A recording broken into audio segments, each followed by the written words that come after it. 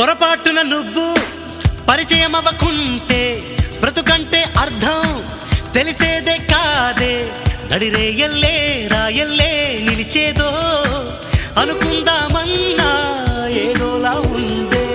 రేపంటూ సున్నా నీతో నడవందే. మనమింకా పుట్టక ముందే ఇద్దరి ప్రాణం ఒక్కటి చేసిన ముడిపడి ఉంటుందే.